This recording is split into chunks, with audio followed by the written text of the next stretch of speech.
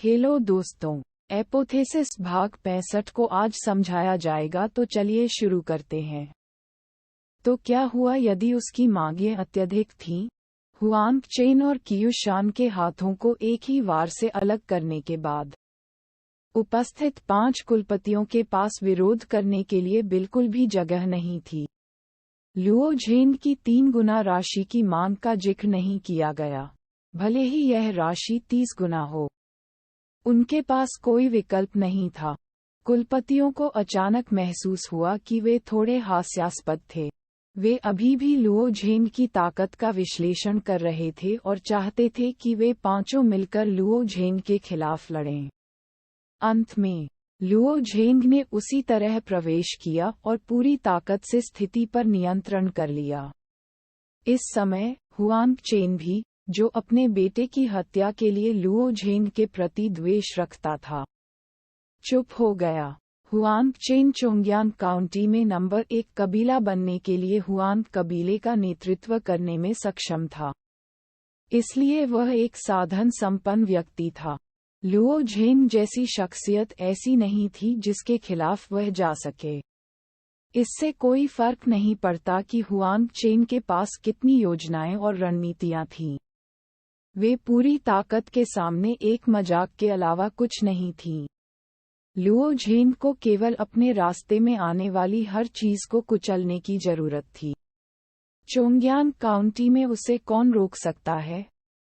इस समय हर कोई चुप था क्योंकि वे इसे स्वीकार करने को तैयार नहीं थे। उन्होंने बड़ी कठिनाई से सब कुछ निगल लिया था, फिर भी उन्हें इसे पूरी तरह से उगलना पड़ा। इसके अलावा उन्हें 3 गुना रकम भी लौटानी पड़ी। ये कुछ ऐसा था जिसे कोई भी पितृपुरुष स्वीकार नहीं कर सकता था। लुओ झेन अपने हाथ में उत्तम चाय का कप लेकर खेलता था। चाय के प्याले में चाय धीरे धीरे कांपने लगी क्योंकि वह एक अदृश्य आभा से प्रभावित थी। यदि चाय आभा को महसूस कर सकती है, तो पितृसत्ता भी स्वाभाविक रूप से इसे महसूस कर सकती है। लुओ झेन द्वारा उत्सर्जित दबाव धीरे धीरे बढ़ रहा था। इस आभा में न केवल लुओ झेन की शक्तिशाली आत्मा ऊर्जा शामिल थी, बल्कि इसमें याओ ये की घातक आभा भी शामिल थी। दरवाजे पर कागज से ढकी खिड़की दबाव सहन नहीं कर सकी और धीरे धीरे चटकने लगी, जिससे छोटी छोटी चटकने की आवाजें आने लगीं। जब कुलपतियों को आभा के भीतर घनी घातक आभा का एहसास हुआ तो उन्हें लगा कि उनका गला सूख गया है। वे शांत नहीं बैठ सके और यहाँ तक कि उनकी सांसें भी तेज हो गईं। मैं तुम्हें 10 बार और समय दूंगा, नहीं तो कीमत 4 गुना बढ़ जाएगी। लुओ झेंग ने उदासीनता से बात की।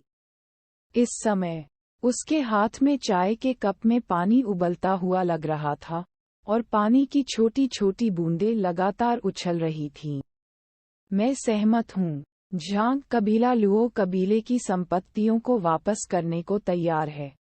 इसके अलावा हम आपको 3 गुना मुआवजा देंगे। झांग कबीले के कुलपति आखिरकार इसे और नहीं सह सके। मैं भी सहमत हूँ। हे कबीला मुआवजा देने को तैयार है। आइए खदानों और जुए के अड्डों को छोड़ दें। हे परिवार के मुखिया ने दांत पीसते हुए कहा। वास्तव में ये पितृसत्ता अब और टिके नहीं रह सकते थे, लेकिन वे सभी टिके हुए थे। जब तक एक व्यक्ति पीछे हटने वाला पहला व्यक्ति होगा, तब तक बाकी लोग बिल्कुल भी टिकने में सक्षम नहीं होंगे।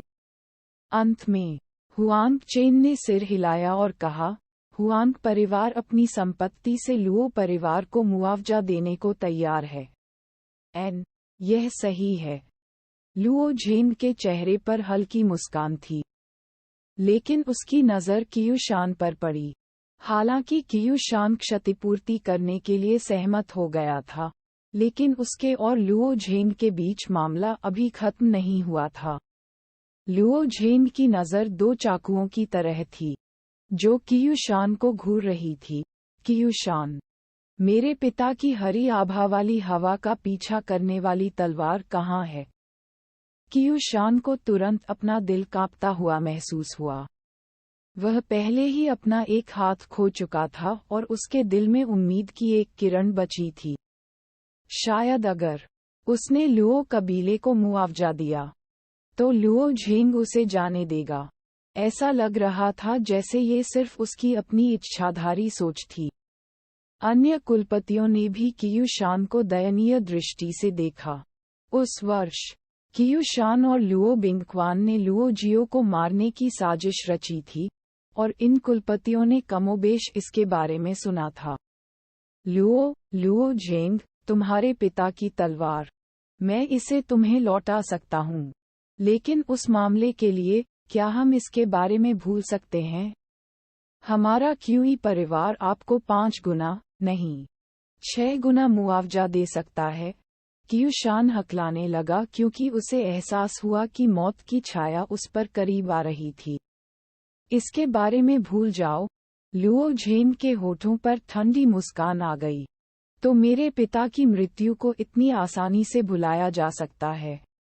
एक पितृसत्ता के रूप में आप ऐसे शब्द कहते समय शर्माते भी नहीं हैं। मुझे तलवार की जरूरत नहीं है और मुझे आपकी जरूरत नहीं है क्यूई परिवार की संपत्ति की भरपाई के लिए, लेकिन तुम्हें मरना ही होगा। लुओ झेंग के दबाव में भी कियूशान के पैर शीशे की तरह भारी महसूस हुए, लेकिन इस समय भी उन्होंने दौड़ना ही चुना। कियूशान को भागते देख लुओ झेंग ने उसका पीछा नहीं किया, लेकिन जब कियूशान ने दरवाजा खोला तो उसने बाहर एक युवा महिला को देखा। उस युवती की टांगें पतली और चेहरा सुंदर था। वह इतनी खूबसूरत थी कि लोगों के दिलों की धड़कनें तेज हो जाती थीं, लेकिन उसकी आंखें अंतहीन हत्या के इरादे से भरी थीं। इससे भी अधिक भयानक बात, उसके हाथ में तलवार थी। वह रक्त लाल तलवार मानो अरबों प्राणियों का रक्त निगल गई हो। इससे एक अजीब आकर्षक शक्ति का उत्सर्जन हुआ जो उसके शरीर के सारे खून को चूसकर साफ करने में सक्षम लग रहा था। आप कौन हैं? युवती ने कोई जवाब नहीं दिया।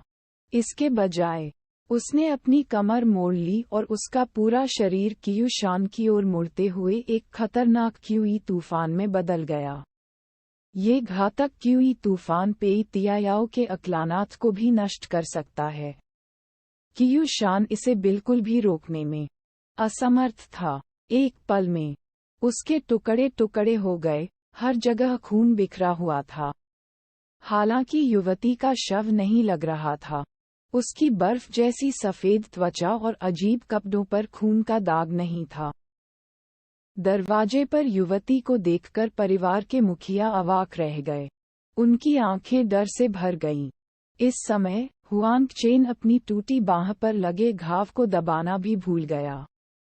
खून अभी भी बह रहा था। ये युवा महिला लुओ झेंग से भी अधिक भयानक लग रही थी।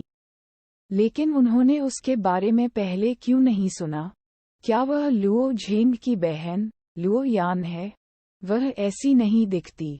हालांकि वह बेहद खूबसूरत थी, लेकिन उसके नुकीले कान किसी इंसान के नहीं थे। वह विदेशी जाति की होनी चाहिए। इतनी मजबूत विदेशी नस्ल की लड़की लुओ झेंग का अनुसरण क्यों करेगी? परिवार के मुखियाओं की प्रतिक्रिया देखकर लुओ झेंग संतुष्ट हो गए। आज वह न केवल लुओ परिवार ने जो खोया था उसे वापस लेने के लिए आया था, बल्कि इससे भी महत्वपूर्ण बात यह है कि वह अपनी शक्ति स्थापित करने के लिए आया था। वह व्यापक दुनिया का पता लगाना चाहता था। वह नहीं जानता था कि वह कब लौटेगा, और लुओ यान को चोंगयांग काउंटी लौटने का अवसर नहीं मिला।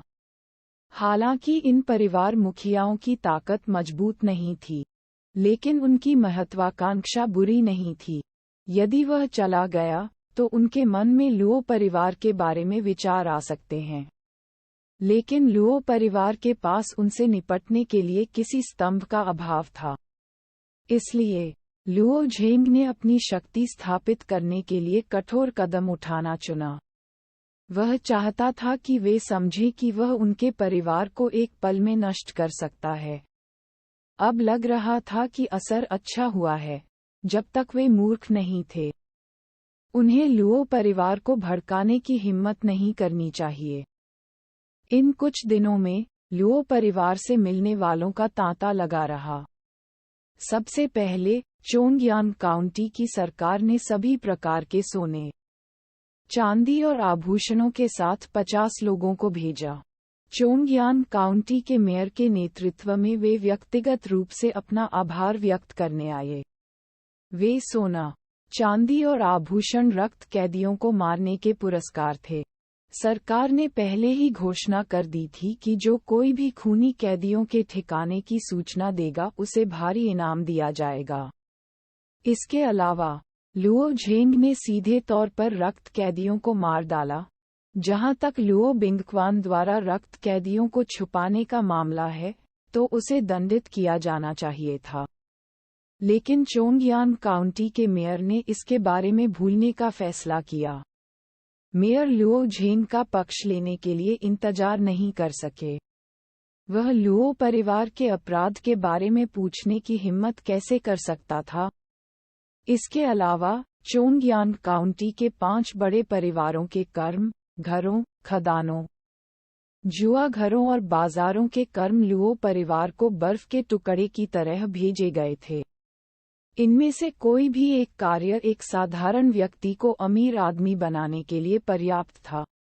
लेकिन अब वे एक छोटे पहाड़ की तरह ढेर हो गए थे। लुओ परिवार के सभी शिष्यों के चेहरे बदल गए थे। हर कोई खुशी से झूम रहा था। किसने सोचा होगा कि लुओ झेंग के वापस आने के कुछ ही दिनों में पूरे लुओ परिवार में इतना बड़ा बदलाव आ जाएगा? लुओ बिंगक्वान का तो जिक्र ही नहीं, लुओ जियो भी ऐसा नहीं कर सका। लुओ परिवार की पीढ़ियों में कोई भी ऐसा नहीं कर सका। 3 दिन बाद सुबह सुबह नौकर जल्दी उठ गया। उसने अपने हाथ में झाड़ू लहराया और लुओ परिवार के गेट पर झाड़ू लगाना शुरू कर दिया। इन कुछ दिनों में लुओ परिवार से मिलने बहुत सारे लोग आए। नौकर को इसे साफ सुथरा रखने के लिए हर दिन अंदर और बाहर की सफाई करनी पड़ती थी। वह नहीं चाहता था कि लोग लुओ परिवार को नीची दृष्टि से देखें। बार बार गेट के सामने की जमीन साफ करते करते नौकर को जरा भी थकान महसूस नहीं होती थी। इसके बजाय उसे लगा कि उसके पास कभी न खत्म होने वाली ऊर्जा है। दशकों तक लुओ परिवार के लिए कड़ी मेहनत करने के बाद नौकर ये देखकर खुश हुआ कि लुओ परिवार रातों रात नया हो गया। इसके अलावा नए प्रधान प्रबंधक ने सभी नौकरों का वेतन 3 गुना बढ़ा दिया। वह खुश कैसे नहीं हो सकता? ये सब उस लड़के की वजह से था। नौकर ने सावधानी से झाड़ू लहराई। यहाँ तक कि छोटे से छोटा कूड़ा भी उसने साफ कर दिया। इसी समय एक युवक लुओ परिवार के द्वार से बाहर चला गया। उसके पीछे एक जवान लड़की थी। युवक की आंखें सितारों जैसी थीं। उसने नौकर की ओर सिर हिलाया और कहा, गुड मॉर्निंग। उसके पीछे की युवा लड़की नौकर को देखकर मुस्कुराई। इस मुस्कान ने नौकर को तुरंत चकित कर दिया। जब दोनों कोने के आसपास गायब हो गए, तभी नौकर को एहसास हुआ कि वह युवक का अभिवादन करना भूल गया है। लुओ परिवार के मुखिया ऐसे ही चले गए। चोंगयान काउंटी में मामले सुलझा लिए गए थे। भले ही लुओ झेंग आसपास न हो, फिर भी लुओ परिवार आसानी से विकसित हो सकता था। कड़ाई से कहें तो इस तथ्य के अलावा कि लुओ परिवार के शिष्य थोड़े कमजोर थे, पूरा परिवार पहले से ही चोंगयान काउंटी में नंबर 1 परिवार था। 5 महान परिवारों से मुआवजे के कारण लुओ परिवार अब चोंगयान काउंटी में लगभग 60% व्यवसायों का मालिक है। लुओ झेंग के लिए यहाँ रहने का कोई मतलब नहीं था। इससे भी महत्वपूर्ण बात यह है कि उसके पास करने के लिए और भी महत्वपूर्ण काम थे। लुओ झेंग यह नहीं भूले कि सू लिंग्यू पीक वाइड प्रतियोगिता के अंत तक उपस्थित नहीं हुए थे। बनिंग हेवन इंपीरियल राजवंश के सत्ता संघर्ष के मामले ने पहले ही हंगामा मचा दिया था। बनिंग हेवन इंपीरियल कैपिटल में ब्लू क्लाउड संप्रदाय के अलावा, जिसने उदासीन उपस्थिति बनाए रखी, इंपीरियल कैपिटल पहले से ही हत्या के इरादे से भरा हुआ था। 7 प्रमुख कुलीन परिवारों, साथ ही कई छोटे कुलीन परिवारों, प्रत्येक ने उस राजकुमार को चुना जिसका वे समर्थन करते थे, यह आशा करते हुए कि भविष्य में राजकुमार के सिंहासन पर चढ़ने के बाद उनके परिवार महान लाभ प्राप्त करने में सक्षम होंगे। सू लिंग्यू सबसे बड़ी बेटी थी जिसे सू कियान सबसे अधिक प्यार करती थी। चांगकोंग की राजकुमारी के रूप में उसका इस भंवर में शामिल होना तय था। राजनीतिक संघर्ष अक्सर जीवन और मृत्यु का मामला होता था, इसलिए लुओ झेंग उस प्रतिष्ठित और महान राजकुमारी के बारे में बहुत चिंतित था। क्या वह ठीक थी? घंटी की तेज आवाज के साथ बनिंग हेवन पैलेस के दरवाजे बंद नहीं हुए। बनिंग हेवन राजवंश के इंपीरियल पैलेस के रूप में इंपीरियल पैलेस के दरवाजे सुबह 5 बजे बंद कर दिए जाते थे और कोई भी इंपीरियल पैलेस में प्रवेश या बाहर नहीं जा सकता था। लेकिन इन दिनों इंपीरियल पैलेस के बंद होने का समय अक्सर सुबह 5 बजे या 7 बजे तक विलंबित कर दिया जाता था। ऐसा कहा जाता था कि क्राउन प्रिंस इस बात से बहुत नाराज थे और उन्होंने एक शाही फरमान जारी किया था जिसमें कहा गया था कि शाही महल के दरवाजे सुबह 5 बजे बंद कर दिए जाने चाहिए। हालांकि क्राउन प्रिंस, जो अपनी शक्ति खो चुका था, बिना पंजे और नुकीले बाघ की तरह था। यहाँ तक कि यह छोटा सा प्रतीत होने वाला अनुरोध भी पूरा करना कठिन था। हमेशा की तरह महल के द्वार बहुत देर से बंद किए गए। संवेदनशील पहचान वाले कई लोग, जैसे विभिन्न कुलीन परिवारों के मुखिया और सैन्य शक्ति वाले सेनापति, महल के अंदर और बाहर आते थे। उन्होंने महल के दरवाजों को शहर के दरवाजों के समान माना। बहुत से लोग इंपीरियल पैलेस के बंद होने के समय से देख सकते थे कि क्राउन प्रिंस की वर्तमान स्थिति आसन्न खतरे में थी और उसे समाप्त करने में केवल समय की बात थी। अब तीसरा राजकुमार और 7वां राजकुमार एक चाल चलने के लिए तैयार थे, या ये कहा जा सकता है कि वे पहले ही एक चाल चल चुके थे, लेकिन वे एक दूसरे की ताकत से डरते थे। इसलिए उन्होंने क्राउन प्रिंस को सिंहासन पर बैठने की अनुमति दे दी थी, उतने समय के लिए। लेकिन एक बार जब तीसरे राजकुमार और 7वें राजकुमार के बीच लड़ाई का फैसला हो गया, तो क्राउन प्रिंस के भाग्य की कल्पना की जा सकती थी। इन दिनों थर्ड प्रिंस के स्टार फेदर पैलेस हॉल और 7वें प्रिंस के फ्लेम मून टेम्पल में अक्सर भोज आयोजित किए जाते थे और दुनिया भर से मेहमानों को आमंत्रित किया जाता था। वास्तव में उनमें से प्रत्येक अपनी अपनी सेना खींचने की कोशिश कर रहा था और यही कारण था कि बनिंग हेवन पैलेस के द्वार इतनी देर से बंद कर दिए गए थे। लुओ झेंग ने केवल बनिंग हेवन पैलेस की सामान्य स्थिति के बारे में पूछताछ की थी, लेकिन कई चीजें थीं जो वह स्पष्ट रूप से नहीं देख सका। अब सबसे महत्वपूर्ण बात ये थी कि लुओ झेंग सू लिंग्यू को देखना चाहता था। बनिंग हेवन राजवंश का सम्राट कौन था? क्राउन प्रिंस को समाप्त किया गया या नहीं? लुओ झेंग को इसकी परवाह नहीं थी। लुओ झेंग इंपीरियल पैलेस के गेट पर पहुंचे और जैसे ही वह अंदर जाने वाले थे, कई शाही गार्डों ने उन्हें रोक दिया। रुको, यह इंपीरियल पैलेस का निषिद्ध प्रांगण है। यदि आप प्रवेश करना चाहते हैं, तो आपको एक संदेश भेजना होगा। आप कौन हैं? कृपया मुझे अपना नाम कार्ड दिखाएं और आप किसे ढूंढ रहे हैं? शाही रक्षकों के एक प्रशिक्षक ने पूछा। जिन लोगों ने इंपीरियल पैलेस में प्रवेश करने का साहस किया, वे सभी अपनी अपनी सेनाओं के प्रतिनिधि थे और आम लोगों में यहाँ खड़े होने का साहस नहीं था। इसलिए हालांकि लुओ झेंग केवल जियांटियन तीसरे चरण में थे, प्रशिक्षक का प्रदर्शन बहुत अच्छा था। विनम्र लुओ झेंग ने अपने सीने पर हाथ रखकर कहा, मैं महामहिम राजकुमारी चांगकोंग से मिलना चाहता हूँ। मेरे पास कोई नाम कार्ड नहीं है। मेरे पास केवल ब्लू क्लाउड संप्रदाय का शिष्य कार्ड है। लुओ झेंग निषिद्ध सेना प्रशिक्षक ने शिष्य की निशानी पर नजर डाली। यद्यपि ब्लू क्लाउड संप्रदाय मार्शल आर्ट के लिए एक पवित्र भूमि थी, सामान्य बाहरी संप्रदाय के शिष्य और यहां तक कि आंतरिक संप्रदाय के शिष्य भी बनिंग स्काई पैलेस में प्रवेश करने के योग्य नहीं थे। हालांकि लुओ झेंग अलग था। ब्लू क्लाउड संप्रदाय की प्रतियोगिता के चैंपियन के रूप में लुओ झेंग की प्रसिद्धि न केवल ब्लू क्लाउड संप्रदाय में, बल्कि कुलीन कुलों और आम लोगों के बीच भी फैल गई थी। ये शाही सेना प्रशिक्षक वह व्यक्ति था जिसे तीसरे राजकुमार ने शाही सेना में रखा था। प्रशिक्षक को पता था कि तीसरे राजकुमार को लोगों की जरूरत है। ब्लेजिंग स्काई राजवंश में ब्लू क्लाउड संप्रदाय सबसे बड़ी शक्ति थी।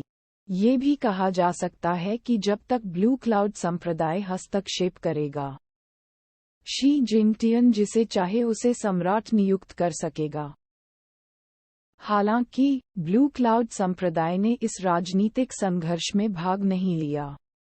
चाहे वह संप्रदाय के गुरु हों, बुजुर्ग हों या प्रबुद्ध गुरु हों, वे सभी इस राजनीतिक संघर्ष के बारे में बहुत गुप्त थे और इसमें शामिल होने के इच्छुक नहीं थे। इसलिए भले ही तीसरे राजकुमार ने बहुत दिमाग लगाया, फिर भी उसे ब्लू क्लाउड संप्रदाय का समर्थन नहीं मिल सका। हालांकि अच्छी खबर ये थी कि सातवें राजकुमार को ब्लू क्लाउड संप्रदाय का समर्थन भी नहीं मिल सका, चूंकि वह ब्लू क्लाउड संप्रदाय के बुजुर्गों को शामिल नहीं कर सका। इसलिए उसने ब्लू क्लाउड संप्रदाय के शिष्यों को भी जाने नहीं दिया। प्रतियोगिता समाप्त होने के बाद तीसरे राजकुमार ने पहले ही नाम सूची के अनुसार निमंत्रण भेज दिया था। ग्रीन क्लाउड रैंकिन के शीर्ष 100 को निमंत्रण मूल रूप से भेजे गए थे। ग्रीन क्लाउड रैंकिन के चैंपियन के रूप में लुओ झेंग को स्वाभाविक रूप से आमंत्रित किया गया था। इसके अलावा वह सबसे महत्वपूर्ण व्यक्ति थे। आखिरकार ग्रीन क्लाउड रैंकिंग के शीर्ष 100 में कई कुलीन कबीले थे। उदाहरण के लिए पेई तियायाओ वेई नदी के पेई कबीले से थे। चूंकि पेई कबीले ने सातवें राजकुमार का समर्थन करने का फैसला किया था, इसलिए स्वाभाविक रूप से पेई तियान्याओ के पास उन्हें शामिल करने की संभावना नहीं थी। हालांकि लुओ झेंग एक जमीनी स्तर का शिष्य था। उनके पीछे कोई कुलीन कुल नहीं था। इसके अलावा वह ग्रीन क्लाउड रैंकिंग प्रतियोगिता के चैंपियन थे। ऐसी ताकत के साथ उनकी भविष्य की संभावनाएं असीमित थीं। निस्संदेह तीसरे राजकुमार का ध्यान उसी पर था। दुर्भाग्य से ग्रीन क्लाउड रैंकिंग प्रतियोगिता के बाद लुओ झेंग ने ब्लू क्लाउड संप्रदाय छोड़ दिया था। तीसरे राजकुमार ने लुओ झेंग को आमंत्रित करने के लिए व्यक्तिगत रूप से लोगों को भेजा, लेकिन वे उसे नहीं ढूंढ सके। इस समय जब इंपीरियल आर्मी प्रशिक्षक ने 2 शब्द लुओ झेंग सुने, तो उसका दिल तेजी से धड़कने लगा। यदि वह लुओ झेंग को तीसरे राजकुमार के पास ले आया, तो क्या यह एक बड़ी योग्यता नहीं होगी? इसलिए इंपीरियल आर्मी प्रशिक्षक की अभिव्यक्ति और भी अधिक विनम्र और विनम्र हो गई। उनकी नज़र में लुओ झेंग एक महान योग्यता बन गया था। ओह, तो ये यंग मास्टर लुओ झेंग है। इस तरह कृपया। इंपीरियल आर्मी प्रशिक्षक मुस्कुराया। इंपीरियल आर्मी प्रशिक्षक को अचानक इतना विनम्र होते देखकर लुओ झेंग के चेहरे पर एक चकित भाव प्रकट हुआ। हालांकि वह नहीं जानता था कि शाही सेना में न केवल तीसरे राजकुमार के आदमी थे, बल्कि सातवें राजकुमार के आदमी भी थे। यदि सातवें राजकुमार के लोगों ने लुओ झेंग की खोज की, तो ये संभावना थी कि विवाद अपरिहार्य होगा। इस अवधि के दौरान दोनों राजकुमार अपनी अपनी सेनाओं के लिए लड़ रहे थे। इस तरह की बात 1 या 2 बार से ज्यादा हो चुकी थी।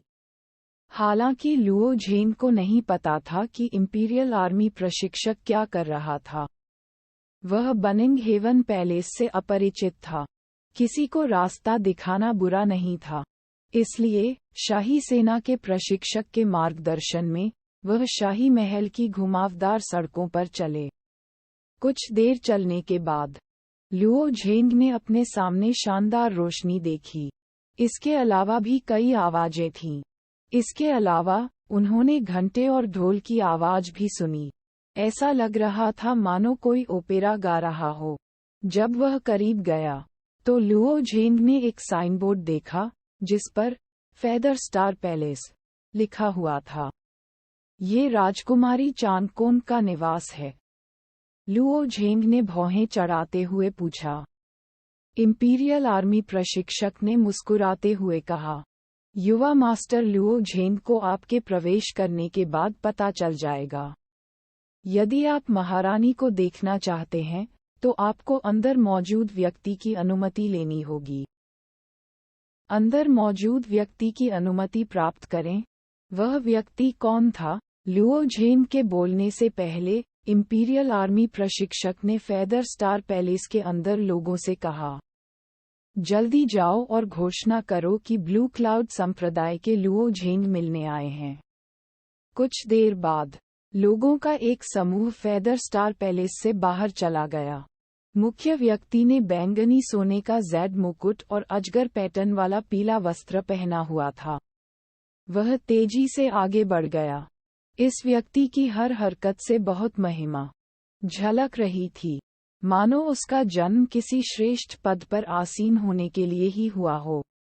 भले ही उसकी मुद्रा बहुत नीची थी, फिर भी इससे लोगों को यह एहसास हो रहा था कि वह उन्हें किसी ऊंचे स्थान से देख रहा है। तो ये भाई लुओ झेंग है जो मिलने आया है। आपसे मिलने के लिए बाहर नहीं आने के लिए क्षमा करें। आपसे मिलकर अच्छा लगा। आपसे मिलकर अच्छा लगा। वह व्यक्ति जोर से हंसा। तुम हो? लुओ झेंग ने भौहें चढ़ा लीं और अप्रसन्न भाव प्रकट किया। वह सू लिंग्यू की तलाश के लिए यहाँ आया था। आखिर ये लड़का कौन था? मैं तीसरा राजकुमार हूँ, सू रुई। ऐसा हुआ कि मैंने आज एक भोज की व्यवस्था की है। भाई लुओ झेंग, कृपया अंदर आएं। सू रुई इस समय बहुत खुश थी। उन्होंने लुओ झेंग को कई बार आमंत्रित किया था, लेकिन इस महान बुद्ध को आमंत्रित करने में असमर्थ थे। उसे उम्मीद नहीं थी कि लुओ झेंग वास्तव में खुद उसके दरवाजे पर दस्तक देगा। तीसरा राजकुमार। यदि यह एक सामान्य व्यक्ति होता तो शाही परिवार के किसी सदस्य को देखकर वे निश्चित रूप से 3 बार और 9 बार झुकते। हालांकि मार्शल कलाकार इस दिनचर्या पर कायम नहीं रहेंगे। ये ज्ञात होना चाहिए कि मार्शल आर्टिस्ट ताकतवरों का सम्मान करते थे। तो क्या हुआ यदि एक सम्राट के पास एक शानदार सेना हो? यदि किसी की ताकत पर्याप्त नहीं थी तो आपका सिर लेना उतना ही आसान होगा जितना किसी की जेब से कुछ निकालना। बिल्कुल छठे राजकुमार सू लॉन्ग की तरह, जिन्होंने ग्रेट पीक प्रतियोगिता में भाग लिया था। हालांकि उन्हें प्रतियोगिता के बीच में ही बाहर कर दिया गया और एक राजकुमार के रूप में सू लॉन्ग की स्थिति के कारण उन्हें कोई तरजीही उपचार नहीं मिला। सू रुई इतनी चौकस थी कि शायद वह उसे अपने साथ जोड़ना चाहता था। हालांकि लुओ झेंग का बनिंग हेवन पैलेस के राजनीतिक भंवर में भाग लेने का इरादा नहीं था। इसलिए उन्होंने तुरंत कहा, तीसरे राजकुमार, मैं आपसे मिलने के लिए बनिंग हेवन पैलेस में नहीं आया था। मैं महामहिम राजकुमारी चांगकोन की तलाश में आया था। लुओ झेंग की बातें सुनकर सू रुई की अभिव्यक्ति थोड़ी ठंडी हो गई। इसी बीच सू रुई के आसपास मौजूद लोग चिल्लाने लगे, हमारे तीसरे राजकुमार ने आपको इसलिए आमंत्रित किया क्योंकि वह आपके बारे में बहुत सोचता है।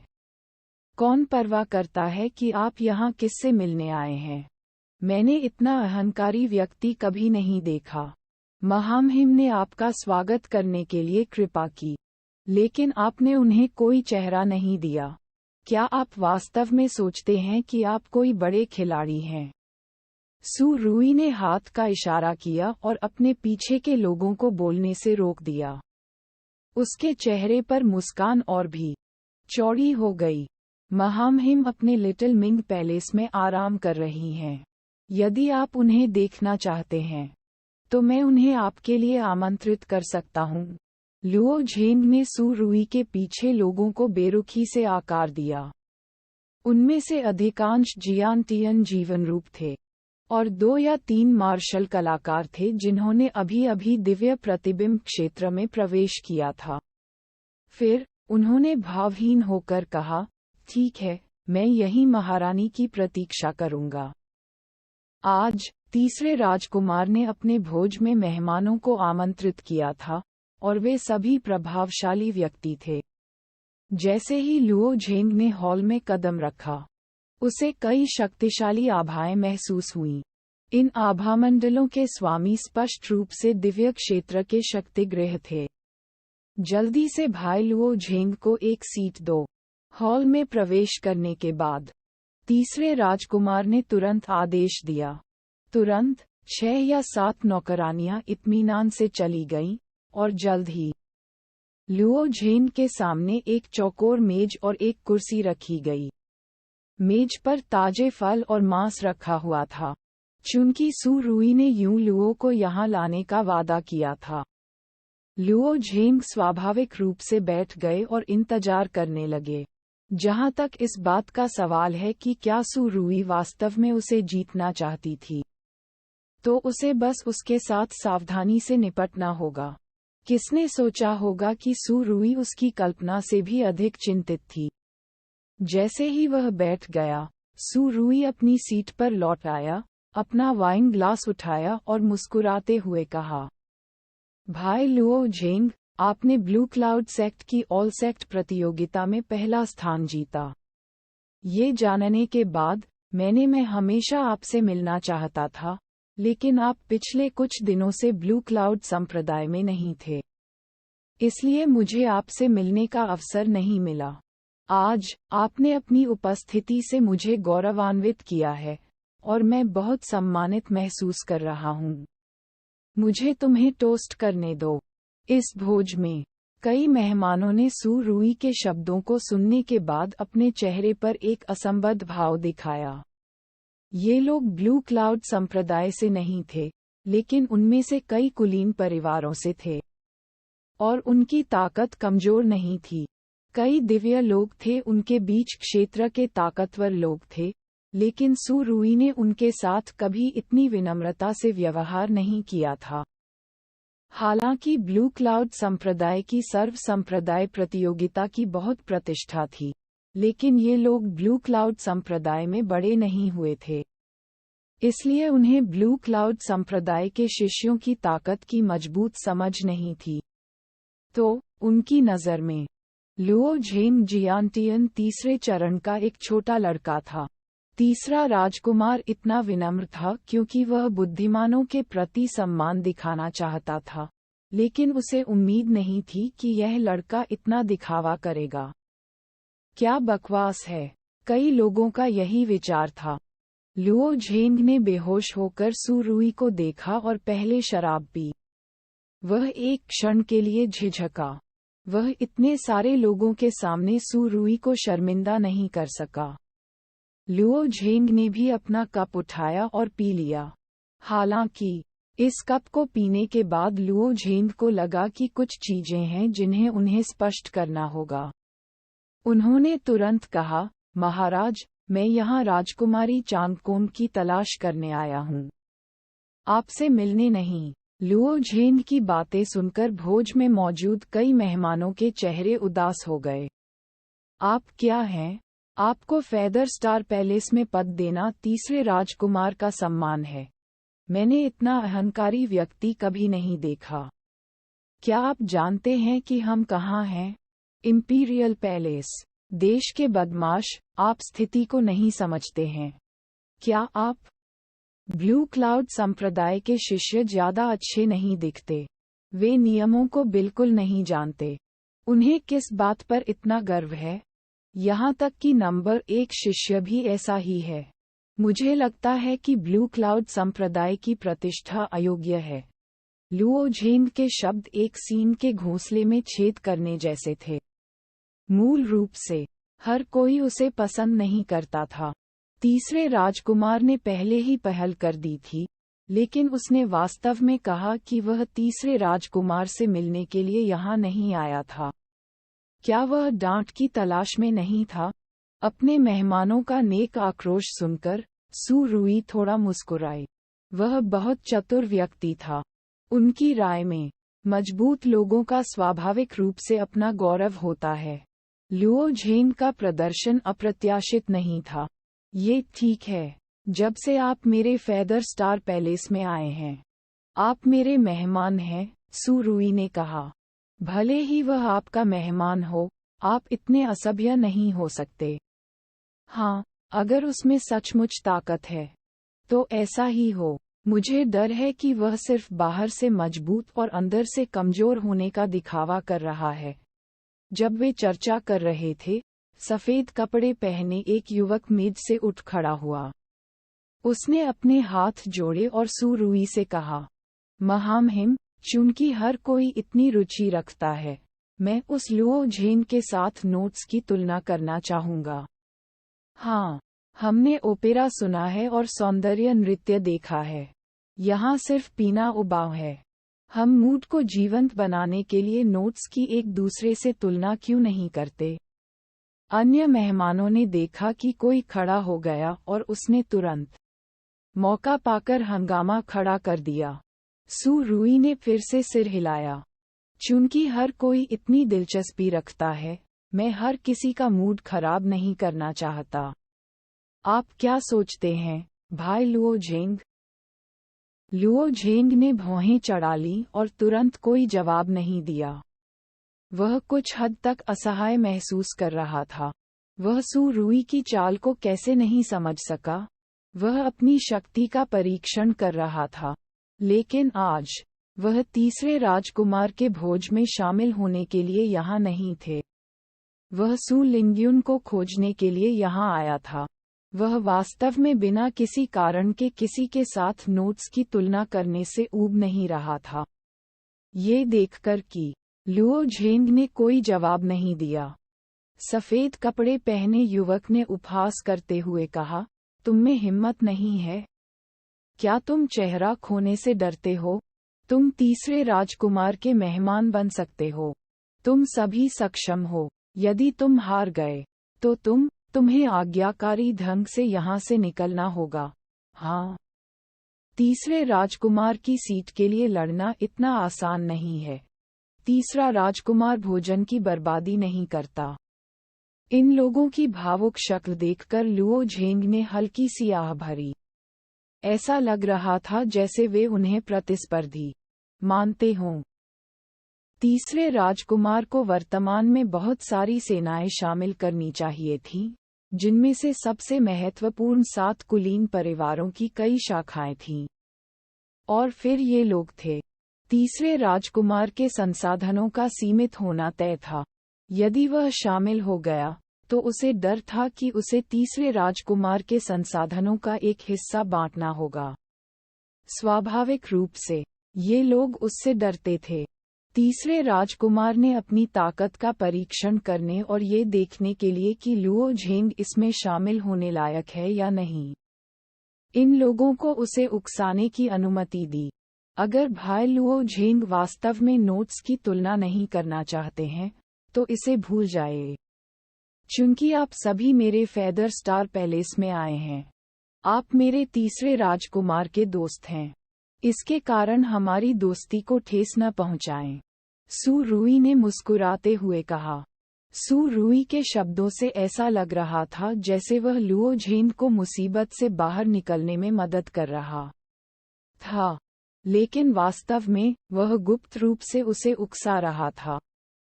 सफेद कपड़े पहने उस युवक ने भी अपना सिर हिलाया और अपनी सीट की ओर चलते हुए कहा, चूंकि तीसरे राजकुमार ने ऐसा कहा है, तो इसे भूल जाओ। यह उबाऊ है। ब्लू क्लाउड संप्रदाय के शिष्य बहुत कायर हैं। किसी और ने कहा। शब्द और भी अप्रिय होते जा रहे थे। लुओ झेंग और अधिक भौहें चढ़ाने लगा। वह कुछ सोचने लगा और मुस्कुराते हुए बोला, चूंकि हर कोई इतने अच्छे मूड में है, इसलिए मुझे यहाँ करने के लिए कुछ नहीं है। चीजों को जीवंत बनाना कोई बुरा विचार नहीं है। जैसे ही लुओ झेंग की आवाज गिरी, सफेद कपड़े पहने युवक ने अचानक अपना सिर घुमा लिया। उसकी भौहों के बीच प्रकाश की एक किरण चमकी। निश्चित रूप से वह इसे अब और सहन नहीं कर सका। उसे डर था कि लुओ झेंग वास्तव में इसे सहन कर सकता है। तीसरे राजकुमार के अतिथि के रूप में सफेद वस्त्र पहने युवक तीसरे राजकुमार का अर्थ कैसे नहीं समझ सका। उसे लुओ झेंग की ताकत का परीक्षण करना होगा। अच्छा, चूंकि भाई लुओ झेंग इतने उदार हैं, मैं भी आज अपनी आंखें खोलूंगा। चलो एक शर्त लगाते हैं। अगर कोई आज भाई लुओ झेंग को हरा सकता है, तो मैं उसे 1000 वर्ग क्रिस्टल का इनाम दूंगा। सु रुई ने मुस्कुराते हुए कहा। सु रुई की बातें सुनकर भोज में मौजूद योद्धा अचानक उत्साहित हो गए। 1000 वर्ग क्रिस्टल निश्चित रूप से इन योद्धाओं के लिए बहुत बड़ी धनराशि थी, जो कुलीन परिवारों में पैदा नहीं हुए थे। हालांकि सु रुई का कदम कुछ हद तक निर्दयी था। ये स्पष्ट था कि वह लुओ झेंग को युद्ध में घसीटना चाहता था। संघर्ष का युद्ध, लुओ झेंग ने अपने दिल में व्यंग्य किया। वह संघर्षपूर्ण युद्ध से नहीं डरते थे। आध्यात्मिक उपकरण के शरीर के साथ उनकी सहनशक्ति सामान्य योद्धाओं से कहीं अधिक थी। इसके अलावा, जब से लुओ झेंग ने लड़ने का फैसला किया, वह निश्चित रूप से दूसरों को रोकने के लिए भारी हाथ का इस्तेमाल करेगा। संभवतः ऐसे बहुत से लोग नहीं थे जो वास्तव में उन्हें चुनौती देने का साहस कर सकें। फेदर स्टार हॉल के मुख्य हॉल में एक खुली जगह साफ कर दी गई थी। बीच में मोटा कालीन बिछा हुआ था। वह प्रतियोगिता का स्थान था। सफेद कपड़ों वाला युवक हवा में तैर गया। हालांकि वह दिव्य प्रतिबिंब क्षेत्र में प्रवेश करने के बाद उड़ सकता था, फिर भी उसके उड़ान कौशल में कई अंतर थे। सफेद कपड़े पहने वह युवक खूबसूरती से चल रहा था और उसका शरीर अबाबील की तरह लचीला था। हवा में चक्कर लगाने के बाद वह धीरे से कालीन पर उतरा। फिर उसने लुओ झेंग को उत्तेजक निगाहों से देखा। लुओ झेंग पैदल ही चला गया, न तो जल्दी और न ही धीरे। सफेद कपड़े पहने युवक ने लुओ झेंग की ओर हाथ बढ़ाते हुए कहा, मेरा नाम याद रखें, मैं झुओ फेई हूँ। मुझे दिखावटी लोगों से सबसे ज्यादा नफरत है। अगर मैं ऐसे लोगों से मिलता हूँ, तो मुझे उन्हें तब तक पीटना चाहिए जब तक कि वे अपना ख्याल न रख सकें। पफट। झुओ फेई के शब्द सुनकर लुओ झेंग हंसने के अलावा कुछ नहीं कर सका। झुओ फेई ने सफेद कपड़े पहने हुए थे और वह सौम्य और सुंदर लग रही थी।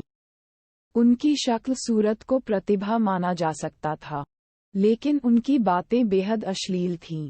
भारी कंट्रास्ट ने लुओ झेंग को हंसने पर मजबूर कर दिया। हम्फ, मुझे आशा है कि आप बाद में भी हंस सकेंगे। झुओ फेई के बोलने के बाद उसके हाथों से गहरे लाल रंग का थोड़ा सा ट्रू एसेंस फैल गया। सच्चा सार उसकी उंगलियों के साथ बढ़ता रहा और अंततः 10 लंबे पंजों में संघनित हो गया। उसी समय ट्रू एसेंस से संघनित 2 पंख झुओ फेई की पीठ पर दिखाई दिए। झुओ फेई के परिवर्तन को देखकर लुओ झेंग की भौहें थोड़ी ऊपर उठ गईं। तीसरे राजकुमार का विशिष्ट अतिथि बनने में सक्षम होने के लिए झुओ फेई के पास कुछ कौशल होने चाहिए।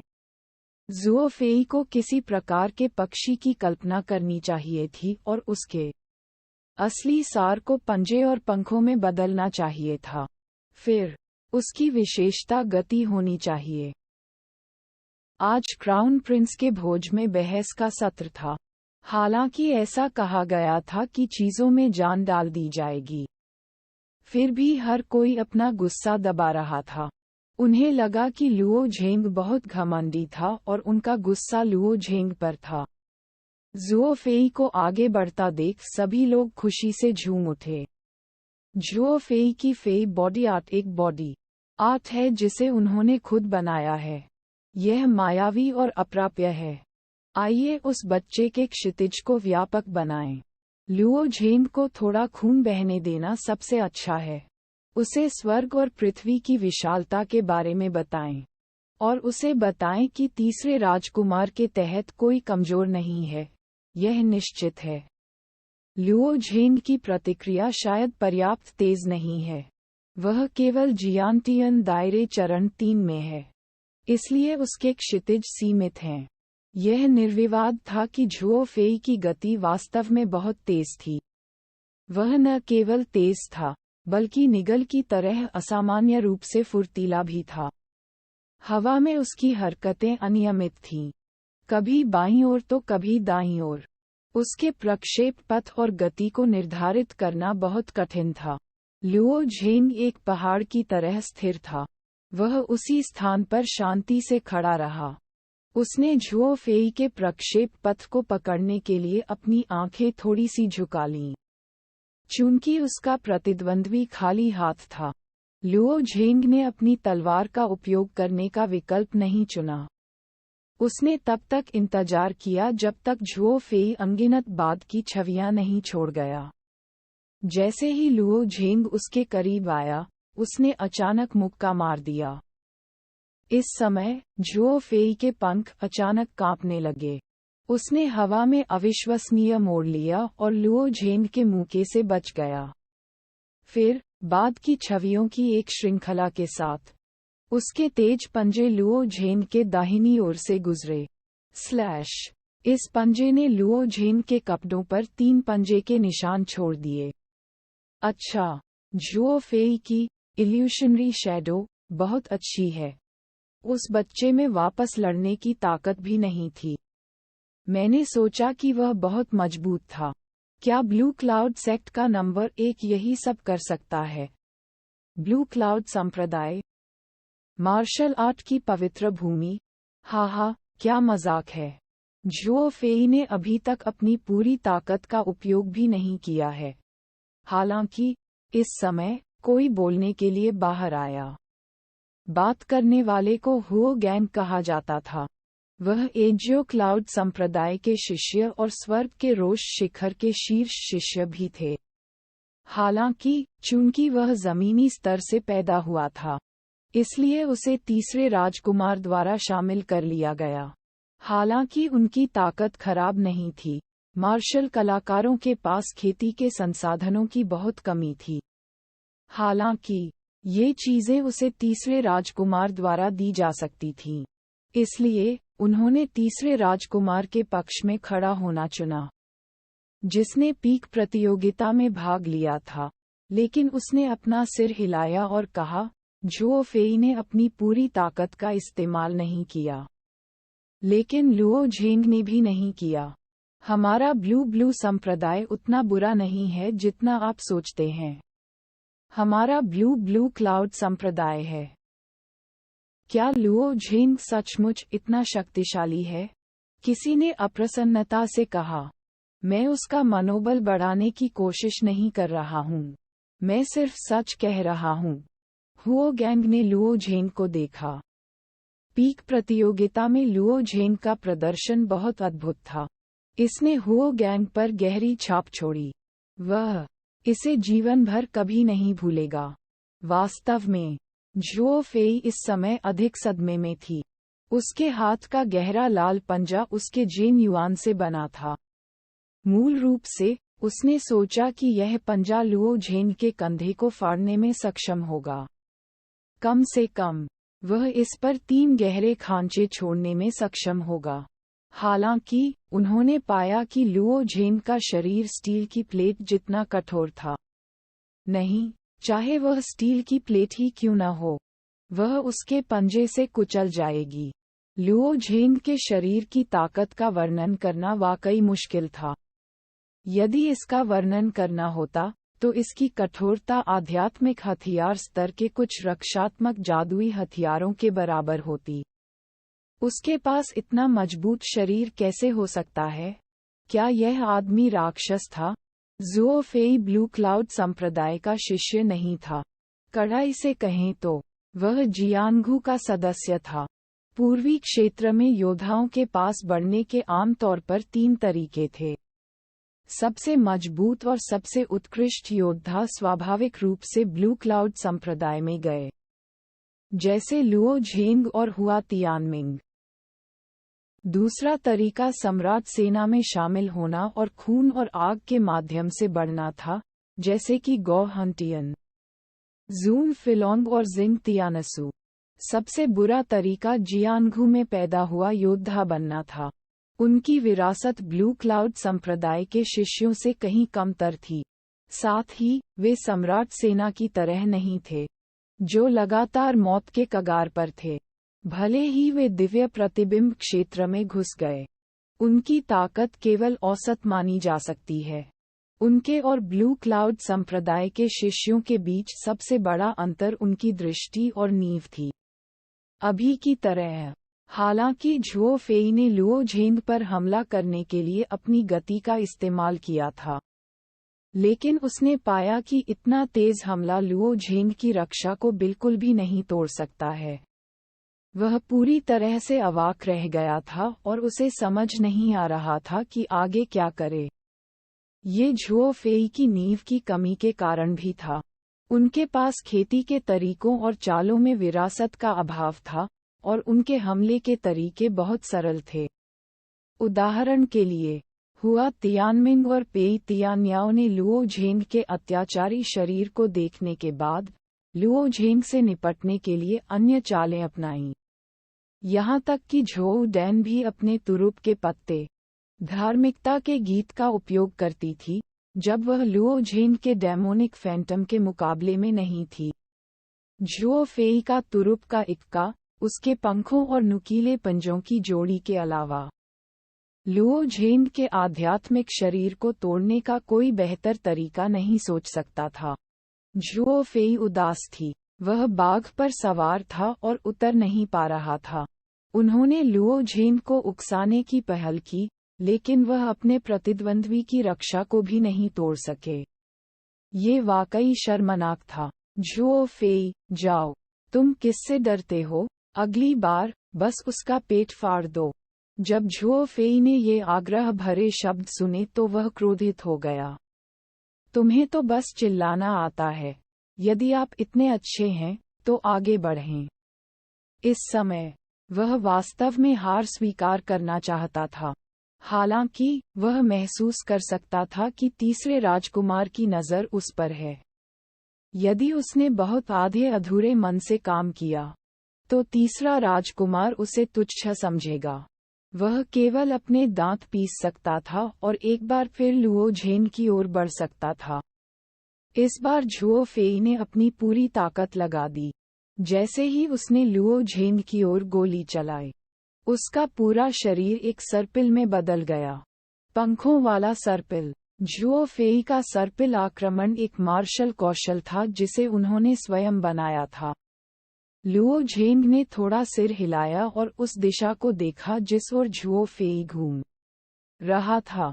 यह मार्शल कौशल याओ ये के तलवार नृत्य के समान प्रतीत होता है, और इसे तलवार नृत्य का एक रूप भी माना जा सकता है। हालांकि, दोनों के बीच ताकत में जमीन आसमान जैसा अंतर था। याओ ये ने सर्पिल को चलाने के लिए अपनी घातक आभा पर भरोसा किया, जबकि झुओ फेई ने इसे चलाने के लिए अपनी सर्वोत्कृष्टता पर भरोसा किया। लुओ झेंग ने झुओ फेई के विंग स्पाइरल को चकमा या टाला नहीं। पेई तियायाओ के साथ लड़ाई के बाद, लुओ झेंग के शरीर ने पहले ही एक तीसरा आध्यात्मिक पैटर्न बना लिया था, और उसके शरीर की कठोरता एक उच्च श्रेणी की आत्मा कलाकृति के बराबर थी। तो, झुओ फेई लुओ झेंग के शरीर को नुकसान पहुंचाने में पूरी तरह से असमर्थ था। ठीक उसी समय जब झुओ फेई के 10 नुकीले पंजे लुओ झेंग को फाड़ने वाले थे, लुओ झेंग ने अचानक अपनी बाहें फैला दी और रक्षात्मक मुद्रा अपना ली।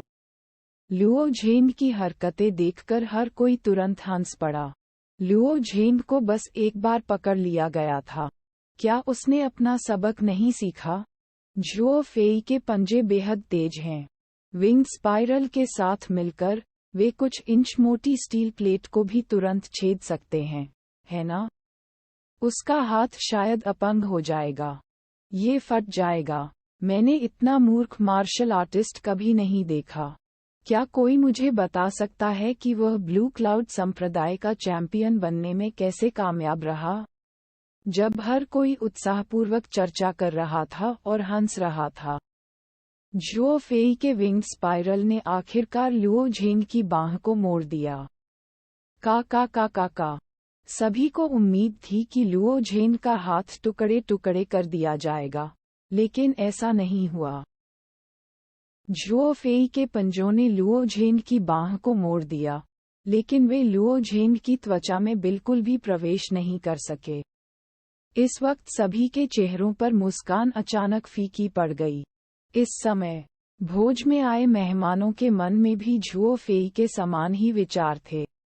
क्या ये लुओ झेंग एक राक्षस है?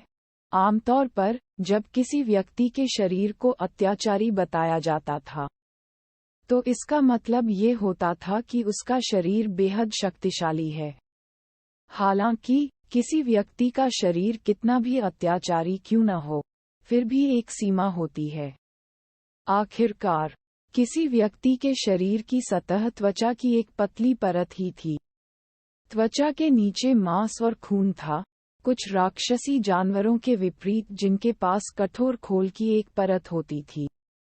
किसी व्यक्ति का शरीर कितना भी अत्याचारी, कितना भी मजबूत क्यों न हो, लुओ झेंग ने उन्हें समझाया कि किसी व्यक्ति का शरीर वास्तव में इस हद तक अत्याचारी हो सकता है। भले ही वह वहां खड़ा हो और आपको उसे मारने दे, आप उसे बिल्कुल भी चोट नहीं पहुंचा पाएंगे। यह अब कोई झगड़ा नहीं था, यह एक छेड़छाड़ थी। केवल तभी जब ताकत का अंतर काफी बड़ा हो तभी कोई दूसरे पक्ष को चिढ़ाने की क्षमता रख सकता था। लुओ झेंग के चेहरे पर हल्की मुस्कान देखकर कई मेहमानों को अंततः समझ में आया कि लुओ झेंग को उनकी राय की बिल्कुल भी परवाह नहीं है, क्योंकि लुओ झेंग के सामने उनकी ताकत बताने लायक नहीं थी। दूसरी ओर सू रुई की आंखें चमक रही थीं। ये लुओ झेंग वास्तव में एक प्रतिभा थी। उसे अपने बैनर तले उसे भर्ती करने का कोई तरीका सोचना चाहिए। शुरुआत में सू रुई को लुओ झेंग की ताकत में कोई दिलचस्पी नहीं थी। उसे लुओ झेंग की प्रतिष्ठा की परवाह थी। यदि वह अपने बैनर के तहत ब्लू क्लाउड संप्रदाय का पहला स्थान प्राप्त कर सका, तो ब्लू क्लाउड संप्रदाय का एक श्रृंखला प्रभाव होगा। लुओ झेंग ब्लू क्लाउड संप्रदाय के दरवाजे को खोलने के लिए एक कुंजी की तरह था। लेकिन अब ऐसा लग रहा था कि लुओ झेंग सिर्फ एक चाबी नहीं थी, वह एक तेज तलवार भी थी। इसके अलावा लुओ झेंग केवल 17 वर्ष का था। उसका अभी भी असीमित भविष्य था। जुओ फेई का सर्पिल हमला केवल एक सांस के समय तक चला और लुओ झेंग के मुक्के से चकनाचूर हो गया। जुओ फेई तुरंत हार गया। इस तरह की स्थिति में एक निश्चित बिंदु पर रुकना सामान्य बात थी। भले ही आप 1 या 2 चालों से जीत गए, आप जीत जाएंगे। इसके अलावा अभी यह पूरी तरह से एक तरफा था। जुओ फेई ने अपनी हार को पूरे दिल से स्वीकार किया। जब उसने लुओ झेंग को फिर से देखा, तो उसकी आंखों में श्रद्धा की झलक भी थी। उसे अचानक लगा कि लुओ झेंग अथाह है। शुरुआत से अंत तक लुओ झेंग ने किसी भी हथियार का उपयोग नहीं किया, किसी भी महत्वपूर्ण ऊर्जा का उपयोग नहीं किया, और एक कदम भी हिलाए बिना स्थिर खड़ा रहा। यदि यह अथाह नहीं था, तो क्या था? अपने अवसाद में जुओ फेई के मन में ब्लू क्लाउड संप्रदाय के लिए लालसा का एक निशान भी था। उसने अभी अभी दिव्य क्षेत्र में प्रवेश किया था, और उसके पास अभी भी ब्लू क्लाउड संप्रदाय में प्रवेश करने का मौका था। इस वर्ष के ब्लू क्लाउड संप्रदाय को प्रतिभाओं का जमावड़ा माना जा सकता है। 3 साल पहले केवल ली येफेंग थे, लेकिन इस साल 3 थे जो बाहर निकल गए। हुआ तियानमिंग, पेई तियानयाओ और लुओ झेंग। प्रत्येक पिछले से अधिक राक्षसी था। तीसरा राजकुमार, आपका विनम्र अधीनस्थ लुओ झेंग से हार गया। झुओ फेई ने अपने हाथ जोड़े और सु रुई से कहा। सु रुई ने सिर हिलाया। भाई लुओ झेंग ब्लू क्लाउड संप्रदाय में एक दुर्लभ प्रतिभा है। आपको उससे हारने पर दुखी होने की जरूरत नहीं है। 1000 वर्षों में दुर्लभ प्रतिभा, क्या यह अतिशयोक्ति नहीं थी? कुछ योद्धा सु रुई के मूल्यांकन से असंतुष्ट थे। आखिरकार, पूर्वी क्षेत्र 1000 वर्षों में बहुत अधिक लोगों को पैदा कर सकता है। हालांकि लुओ झेंग का प्रदर्शन वास्तव में चौंकाने वाला था। सु रुई की कमान के तहत अभी भी कई सक्षम लोग थे, और झुओ फेई उनमें से सर्वश्रेष्ठ नहीं थे। तीसरा राजकुमार, सोंग झानपेंग युद्ध करने का अनुरोध करता है। झुओ फेई अभी बैठा ही था कि एक और व्यक्ति खड़ा हो गया। इस शख्स का नाम सोंग झानपेंग था। वह एक हट्टा कट्टा आदमी था जो डाकू जैसा दिखता था। उसकी बाईं आंख पर काली पट्टी बंधी हुई थी। ये स्पष्ट नहीं था कि यह सजावट के लिए था या उसकी बाईं आंख अंधी थी। अनुमति दे दी गई। सु रुई ने सिर हिलाया। फिर उसकी नज़र लुओ झेंग पर पड़ी। सु रुई की राय में, इस दुनिया में हर चीज का आदान प्रदान किया जा सकता है। लुओ झेंग उसके बहुत खिलाफ था और उसके शिविर में शामिल होने को तैयार नहीं था। सु रुई को ये कैसे नहीं पता था? हालांकि, वह समझ गया था कि जब तक वह पर्याप्त लाभ की पेशकश करेगा, लुओ झेंग को लुभाया जाएगा। इसमें कोई संदेह नहीं कि लुओ झेंग एक प्रतिभाशाली व्यक्ति था, लेकिन उसे अभी भी संसाधनों की आवश्यकता थी। ब्लू क्लाउड संप्रदाय लुओ झेंग के पालन पोषण के लिए प्रयास कर सकता है, लेकिन एक मार्शल कलाकार के पास जितने अधिक संसाधन होंगे, उतना बेहतर होगा। यहीं से सु रुई का आत्मविश्वास आया। सु रुई अपने नियंत्रण वाले संसाधनों के कारण सिंहासन की लड़ाई में भाग लेने में सक्षम थी। उनकी तुलना में क्राउन प्रिंस को केवल एक गरीब आदमी ही माना जा सकता था। यहाँ तक कि 7वें राजकुमार सुजिंग की संसाधनों पर पकड़ उनसे कहीं कमतर थी।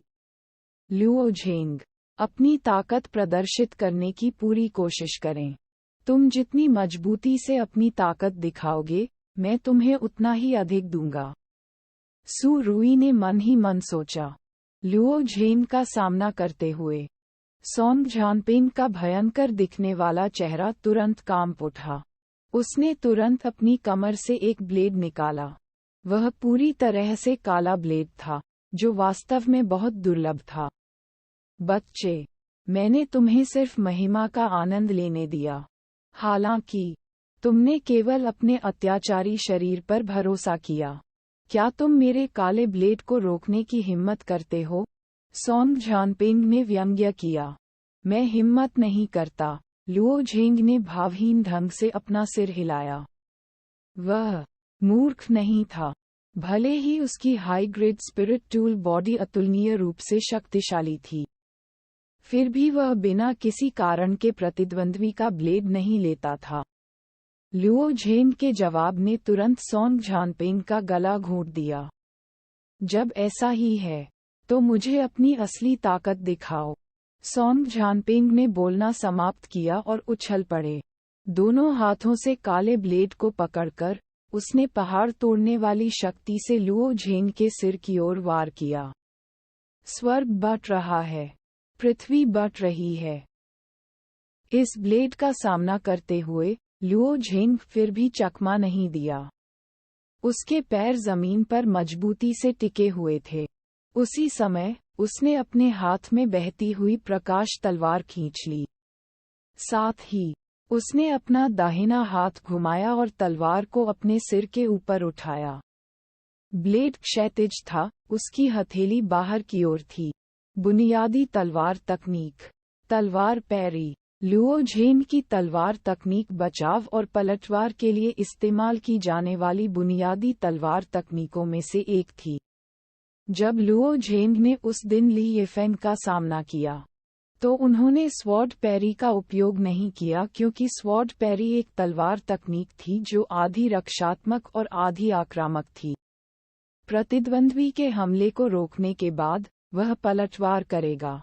हालांकि ली यिफेंग की गिरती पंखुड़ियां तलवार बहुत तेज थी।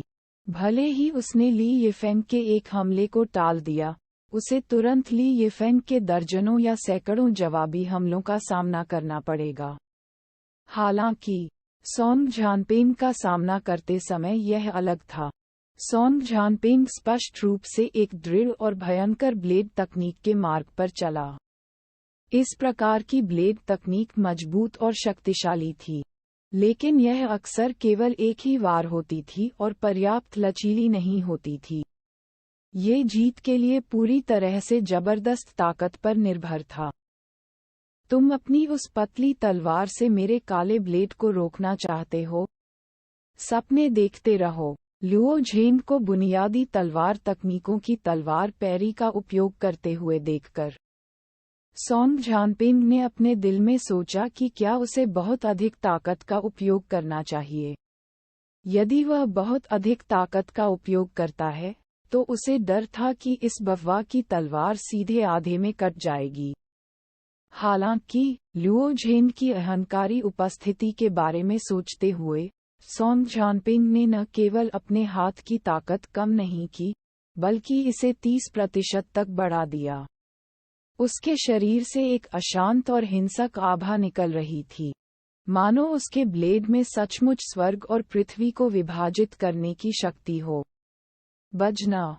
सोंग झानपेन के काले ब्लेड ने लुओ झेन की तलवार पर जोरदार वार किया, लेकिन अपेक्षित प्रभाव नहीं दिखा।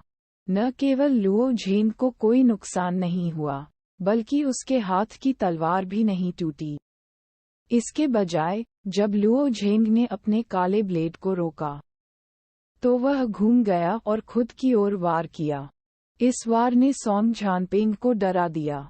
उन्हें उम्मीद नहीं थी कि लुओ झेंग के पास इतनी बड़ी ताकत होगी। लुओ झेंग ने न केवल उसकी काली कृपाण को रोका, बल्कि उसके पास उस पर वार करने की ताकत भी थी। इतनी क्रूर कृपाण को सरलतम बुनियादी तलवार तकनीक से इतनी आसानी से कैसे तोड़ा जा सकता है? हताशा के एक क्षण में सोंग झानपेन गधे की तरह लुढ़क गया और लुओ झेन की बैकहैंड तलवार से बच गया। जब वह उठा, तो उसका मूल रूप से काला और लाल चेहरा पहले से ही पीला पड़ गया था। तलवार की यह बुनियादी तकनीक इतनी भयंकर कैसे हो सकती है? एक पल के लिए सोंग झानपेन को गहरा भ्रम हुआ। क्या उसने इतने वर्षों तक ब्लेड तकनीक का अभ्यास व्यर्थ ही किया था? इसे किसी और की बुनियादी तलवार तकनीक से कैसे तोड़ा जा सकता है? ताली, ताली, ताली, ताली, ताली। सु रुई ने अचानक ताली बजाई और कहा, मैंने सुना है कि भाई लुओ झेंग ने बुनियादी तलवार तकनीक से ली यिफेंग को हरा दिया। मुझे इस पर विश्वास नहीं था, लेकिन आज इसे देखने के बाद मुझे अंततः इस पर विश्वास हो गया। मैं आपकी प्रशंसा करता हूँ। उपस्थित कई तलवारबाजों ने भी गुप्त रूप से सिर हिलाया। लुओ झेन की बुनियादी तलवार तकनीक में रहस्य छिपे थे, जिससे इन तलवारबाजों को अपनी हीनता पर शर्म महसूस होती थी। हर कोई तलवार की बुनियादी तकनीक जानता था। शत्रु के विरुद्ध इसका प्रयोग करने का साहस कौन करेगा? पूरी दुनिया में लुओ झेन शायद एकमात्र ऐसा व्यक्ति था जो ऐसा कर सकता था। सु रुई की प्रशंसा के जवाब में लुओ झेन के चेहरे पर कोई अनावश्यक अभिव्यक्ति नहीं थी। वह दृढ़ता से अपनी जगह पर खड़ा रहा और फिर भी उसने अपने पैर नहीं हिलाए। सोंग झानपेन के लिए ये स्वीकार करना कठिन था कि उनकी बिग बैंग तकनीक को लुओ झेन की साधारण तलवार ने अवरुद्ध कर दिया था। सोंग झानपेन एक नेक इंसान था, लेकिन उसमें एक कमी थी। वह ये थी कि वह अपनी इज्जत बचाना पसंद करता था। आज निस्संदेह उसने बहुत कुछ खोया था। कुछ देर सोचने के बाद सोंग झानपेन ने अपने दांत भींचे और अपने सिर के ऊपर पहुंच गया। दरअसल उन्होंने अपनी बाईं आंख पर बंधी पट्टी हटा दी। तीसरे राजकुमार के अतिथि के रूप में कई लोगों ने सोंग झानपेन को अपनी आंखों से पट्टी हटाते हुए कभी नहीं देखा था। अधिकांश लोगों का मानना था कि उनकी बाईं आंख अंधी थी और यह एक शारीरिक दोष था। स्वाभाविक रूप से वे इसके बारे में नहीं पूछेंगे। उन्हें उम्मीद नहीं थी कि आंखों पर पट्टी के नीचे उनकी बाईं आंख बरकरार रहेगी। एक आंख में दोहरी पुतलियां। दरअसल उसकी आंख में दो पुतलियां थीं, जो बहुत अजीब लग रही थीं। ये भी पहली बार था कि लुओ झेंग ने एक आंख में दोहरी पुतलियां देखीं। इस प्रकार की दोहरी पुतलियों को पॉलीकोरिया भी कहा जाता था, जिसका अर्थ था कि बड़ी पुतली के बीच में एक छोटी पुतली होती थी। ऐसा कहा जाता था कि जिन लोगों को पॉलीकोरिया था, वे उस आंख का उपयोग दुश्मन की कमजोरी को देखने के लिए कर सकते थे। हालांकि क्योंकि इस दुनिया में बहुत कम लोग थे जिनके पास पॉलीकोरिया था, इन अफवाहों की प्रामाणिकता को सत्यापित करना बहुत मुश्किल था। लेकिन चूंकि सोंग झानपेंग ने अपने पॉलीकोरिया का खुलासा किया था, इसलिए इसमें एक विशेष क्षमता होनी चाहिए। लुओ झेंग ने अपने हाथ में तलवार पकड़ रखी थी, उसकी मानसिक स्थिति शांत थी। अगर सोंग झानपेंग उसकी कमजोरी देख सके तो बेहतर होगा। आखिरकार इससे लुओ झेंग को अपनी कमजोरी देखने में मदद मिल सकती है। सोंग झानपेंग की बाईं आंख थोड़ी झुकी हुई थी और उसकी आंख में एक फीकी चमक उठी। इस चमक ने तुरंत लुओ झेंग को घेर लिया। पॉलीकोरिया उसे प्रतिद्वंद्वी की खामियों और कमजोरियों को देखने में मदद कर सकता था, लेकिन हर बार जब वह इसका इस्तेमाल करता था, तो उसे कई दिनों तक सिरदर्द रहता था। ऐसा इसलिए था क्योंकि पॉलीकोरिया का उपयोग करने के लिए बहुत अधिक आत्मिक शक्ति की आवश्यकता होती थी, और सोंग झानपेंग के पास अपनी आत्मा को प्रशिक्षित करने के साधन नहीं थे। इसलिए सामान्य परिस्थितियों में सोंग झानपेंग इस क्षमता का उपयोग नहीं करेगा। आज उसके पास कोई चारा नहीं था। वह बहुत बुरी तरह हारना नहीं चाहता था। उसने लुओ झेंग से चेहरा खो दिया था, इसलिए उसे इसे लुओ झेंग से उठाना पड़ा। सोंग झानपेंग की बाईं आंख काली और सफेद थी। काला भाग कमजोरी दर्शाता है। हर किसी में एक कमजोरी थी, और यहाँ तक कि सबसे असामान्य रक्षात्मक शक्ति पद्धति में भी एक कमजोर बिंदु था। अगर इस कमजोर बिंदु पर जमकर हमला किया गया तो ये घातक होगा। लेकिन सोंग झानपेंग की नज़र में लुओ झेंग का शरीर पूरी तरह से सफेद था, बिना किसी काले रंग के। ये ऐसी स्थिति पहले भी बनी थी। हालांकि सोंग झानपेंग का पॉलीकोरिया प्रतिद्वंद्वी की कमजोरी को देख सकता था, लेकिन ये सर्वशक्तिमान नहीं था। यदि प्रतिद्वंद्वी की ताकत बहुत मजबूत थी, जैसे कि एक चरम इल्यूमिनेटिंग स्पिरिट मास्टर या एक उच्च श्रेणी का रक्षात्मक जादुई हथियार, तो वह इसे देखने में सक्षम नहीं होगा। लेकिन लुओ झेंग की खेती केवल जियांटियन तीसरे चरण में थी, तो उसमें कोई खामियां क्यों नहीं थीं?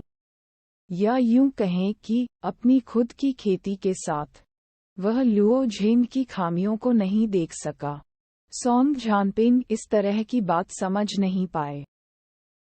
वास्तव में सोंग झानपेंग की पॉलीकोरिया प्रतिभा एक बहुत शक्तिशाली प्रतिभा थी, लेकिन दुर्भाग्य से सोंग झानपेंग की साधना प्रतिभा पर्याप्त ऊंची नहीं थी, और उनकी आत्मा पर्याप्त मजबूत नहीं थी। यदि उसकी प्रतिभा ब्लू क्लाउड संप्रदाय के झोउ डैन या क्वान शियायान के स्तर तक पहुंच सकती है, तो उसकी पॉलीकोरिया प्रतिभा के साथ मिलकर वह हुआ तियानमिंग और अन्य लोगों के साथ तालमेल रखने में सक्षम हो सकता है। क्योंकि उनकी खेती की प्रतिभा पर्याप्त मजबूत नहीं थी, थर्ड प्रिंस के बैनर में शामिल होने के बाद उन्होंने खुद को पोषण देने के लिए सभी प्रकार की औषधीय गोलियों का इस्तेमाल किया, और मुश्किल से इल्यूमिनेटिंग स्पिरिट क्षेत्र में प्रवेश किया। उनकी नींव बहुत अस्थिर थी, और उनकी प्रतिभा को जबरन बढ़ाने के इस तरीके से भविष्य में उनके लिए आगे बढ़ना मुश्किल हो जाएगा। हालांकि, उनकी सबसे बड़ी निर्भरता उनकी पॉलीकोरिया प्रतिभा थी। यही वजह थी कि उन्हें तीसरे राजकुमार द्वारा चुना गया था। लेकिन वह कैसे सोच सकता था कि आज का प्रतिद्वंद्वी बिल्कुल सनकी था। सोंग झानपेन को स्वाभाविक रूप से नहीं पता था कि लुओ झेंग द्वारा उच्च श्रेणी की स्पिरिट टूल बॉडी तैयार करने के बाद उसके शरीर की खामियां दयनीय रूप से छोटी हो गई थीं। सोंग झानपेन इल्यूमिनेटिंग स्पिरिट क्षेत्र और उससे नीचे के मार्शल कलाकारों की खामियों को देख सकता था, लेकिन वह केवल निम्न श्रेणी के स्पिरिट उपकरणों और हथियारों को ही देख सकता था। सोंग झानपेन, तुम अचंभे में क्यों हो? क्या तुमने इस लड़के की कमजोरी नहीं देखी? अगर तुम इसे स्पष्ट रूप से देख सकते हो, तो जाओ और लड़ो, कोई अधीरता से चिल्लाया। उपस्थित कई अतिथि सोंग झानपेन की क्षमता से अवगत थे। उनका पॉलीकोरिया बहुत शक्तिशाली था, और वह अपने प्रतिद्वंद्वी की कमजोरी को समझ सकते थे। जब उसके प्रतिद्वंद्वी की कमजोरी नजर आ गई तो वह कैसे लड़ सकता था? उस समय, केवल इस कदम से, सोंग झानपेन ने काफी लोगों को आश्वस्त किया था। मूल रूप से, जब सभी ने सोंग झानपेन को आंखों से पट्टी उतारते हुए देखा, तो उन्हें लगा कि वह पलटने वाला है। जब उन्होंने आंखों पर पट्टी बांधी, तो वे उसकी बाईं आंख को घूरकर देखने लगे। क्या हो रहा था? थोड़ी देर के बाद, सोंग झानपेन ने लुओ झेन की ओर हाथ बढ़ाया और कहा, महामहिम एक असाधारण व्यक्ति हैं। मैं, सोंग झानपेन, आश्वस्त हूँ। उसके बाद, सोंग झानपेन बिना पीछे देखे अपनी सीट पर लौट आया। क्या चल रहा है? सोंग झानपेन ने सीधे हार स्वीकार कर ली। हमने केवल एक चाल का आदान प्रदान किया है। सोंग झानपेन ऐसा व्यक्ति नहीं है जो हार स्वीकार कर लेगा। जब तक वापसी की थोड़ी सी भी संभावना है, वह बना रहेगा। यदि वह हार स्वीकार करता है, तो मुझे डर है कि वह वास्तव में उसके मुकाबले का नहीं है। लुओ झेंग में ऐसा क्या खास है जिससे सोंग झानपेन डरता है? सू रुई के चेहरे पर भी आश्चर्य की झलक दिखी। उपस्थित मेहमानों के बीच सोंग झानपेन की ताकत शायद सबसे मजबूत न हो, लेकिन उनकी पॉलीकोरिया प्रतिभा को दुनिया में खोजना मुश्किल था। यदि इस व्यक्ति की प्रतिभा इतनी खराब नहीं होती, तो वह निश्चित रूप से सू रुई के लिए एक बड़ी मदद होती। भाई झानपेंग, क्या आप हमें कारण बता सकते हैं कि आपने हार क्यों स्वीकार की? सू रुई ने मुस्कुराते हुए पूछा। सोंग झानपेंग ने मेज पर रखा शराब का एक गिलास पकड़ा और कहा, लुओ झेन की कमजोरी। मैं इसके पार नहीं देख सकता। अगर मेरा अनुमान सही है, तो लुओ झेन का शरीर एकदम सही है। उत्तम शरीर? सू रुई आश्चर्यचकित थी। जब सभी ने सोंग झानपेंग की बातें सुनी तो वे भी हैरान रह गए। क्या यह मूल्यांकन बहुत ज्यादा नहीं था? इस संसार में कोई उत्तम वस्तु कैसे हो सकती है? ज्यादातर मामलों में, परफेक्ट सिर्फ एक विशेषण था। क्या लुओ झेन का शरीर उत्तम था? ये मजाक बहुत बड़ा था। मुझे उसके शरीर में कोई कमजोरी नहीं दिख रही है, और उसकी खेती केवल जियांटियन तीसरे चरण में है। महामहिम, क्या आपको लगता है कि यह एक आदर्श शरीर है? सोंग झानपेंग ने अपने चेहरे पर गंभीर भाव के साथ कहा। सू रुई ने सोंग झानपेंग के शब्दों को समझा और सिर हिलाया। जब उसने लुओ झेन को फिर से देखा, तो उसकी आंखें जुनून से जल रही थीं। हालांकि सोंग झानपेंग के शब्द जरूरी नहीं कि सच हों, लेकिन उन्हें अपने बैनर तले ऐसे चरित्र की भर्ती करनी होगी। महामहिम, कैंग लैंग ने युद्ध करने का अनुरोध किया है। एक चांदी के बालों वाला युवक खड़ा हुआ। लेकिन इस समय, लुओ झेंग ने कहा, महामहिम, मैं राजकुमारी चांगकोन को देखने आया हूँ। वह टैग टीम लड़ाई से नहीं डरते थे।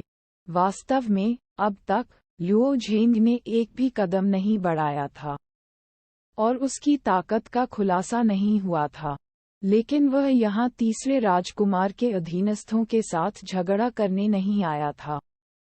चिंता मत करो भाई लुओ झेंग, मैंने राजकुमारी चांगकोन को यहाँ लाने के लिए पहले ही लोगों को भेज दिया है, लेकिन इसमें कुछ समय लगेगा। भाई कैंग लैंग केवल आपके साथ झगड़ा करना चाहते हैं, इसलिए कृपया मुझे सम्मान दें। सु रुई ने हल्की सी मुस्कान के साथ कहा। वह इस बिंदु को पहले ही समझ चुका था। किसी भी स्थिति में केवल वह ही सु लिंग्यू को यहाँ ला सकते थे। यदि वह इच्छुक नहीं होता तो लुओ झेंग उसे बिल्कुल भी नहीं देख पाता। लुओ झेंग का रंग थोड़ा उतर गया। वह बोला तो नहीं, लेकिन उसकी आंखों में झुंझलाहट भरी हुई थी। अगर उसने भारी हाथ का इस्तेमाल नहीं किया होता तो ये लोग नहीं रुकते। ये सोचकर लुओ झेंग मुस्कुराए और कहा, उस स्थिति में भाई कैंगलैंग कृपया मंच पर जाएं। जब कैंगलैंग ने मंच पर कदम रखा और बहस करना शुरू किया तो लुओ झेंग ने अचानक हमला कर दिया। वह अभी भी अपने अत्याचारी शरीर पर निर्भर था, लेकिन इस बार उसके शरीर में 50 से अधिक ड्रैगन स्केल जल उठे। उसी समय लुओ झेंग ने अपने दाहिने हाथ में फीनिक्स क्रिस्टल की ऊर्जा को सक्रिय किया। उसकी गति अचानक बढ़ने के बाद लुओ झेंग एक फुर्तीले और तेज लिंक्स की तरह था। कैंगलैंग ने मूल रूप से सोचा था कि लुओ झेंग पिछले 2 स्पास की तरह होगा, जो वहां खड़ा होगा और निष्क्रिय रूप से अपने हमलों का मुकाबला करेगा। लेकिन अंत में, इससे पहले कि वह कोई कदम उठाने के लिए तैयार होता, लुओ झेंग पहले से ही उसके करीब था। कैंगलैंग बमुश्किल लुओ झेंग के हमले का विरोध करना चाहता था। लुओ झेंग की मुट्ठी को अवरुद्ध करने के बाद कैंगलैंग का रंग अचानक बदल गया। ये शक्ति समुद्र के ज्वार के समान थी। यह ऐसा कुछ नहीं था जिसका वह विरोध कर सके। टकराना। एक चाल के साथ कैंगलैंग को लुओ झेंग द्वारा उड़ते हुए भेजा गया, जिसने युक्सिंग पैलेस में बहुत सारे फर्नीचर को तोड़ दिया। तुम्हारी हिम्मत कैसे हुई? ये दृश्य देखकर किसी ने लुओ झेंग पर सख्ती से चिल्लाया। छींटाकशी लड़ाई से बहुत अलग थी। ये सब सिर हिलाने के बारे में था। लुओ झेंग का कोई दया दिखाने का इरादा नहीं था। क्या तुम मेरे प्रतिद्वंद्वी बनना चाहते हो? भले ही यह स्पष्ट हो, तुम्हें पीटने के लिए तैयार रहना चाहिए। खेलना बर्दाश्त नहीं कर सकते? मुझे लगता है कि बेहतर होगा कि तुम खेलना बंद कर दो, लुओ झेंग ने ठंडे स्वर में कहा। यदि वह पीछे हटना जारी रखता तो आज के क्षरण युद्ध का कोई अंत नहीं होता। सु रुई फिर भी मुस्कुराई और बोली, इससे कोई फर्क नहीं पड़ता, इससे कोई फर्क नहीं पड़ता। चलो पूरा आनंद लें। थोड़ी थोड़ी देर में गलतियों से बचना कठिन है। सु रुई की राय में लड़ाई जितनी तीव्र होगी उतना अच्छा होगा। केवल इस तरह से लुओ झेंग अपनी असली ताकत दिखा सकता था। चूंकि सु रुई ने ऐसा कहा था, इसलिए और भी लोग उसका समर्थन करने के लिए आगे आए। तांग कुई लड़ने का अनुरोध करती है। टकराना। लुओ झेंग के मुके से वह उड़ गया। यू जूजी लड़ने का अनुरोध करती है। टकराना। उसे लुओ झेंग द्वारा फिर से उड़ान भरते हुए भेजा गया। ली युचेन ने लड़ने का अनुरोध किया। Bang bang. आधे घंटे में लुओ झेंग द्वारा 7 या 8 लोगों को उड़ान भरकर भेजा गया था। इसके अलावा लुओ झेंग के हमले हर बार अधिक क्रूर थे।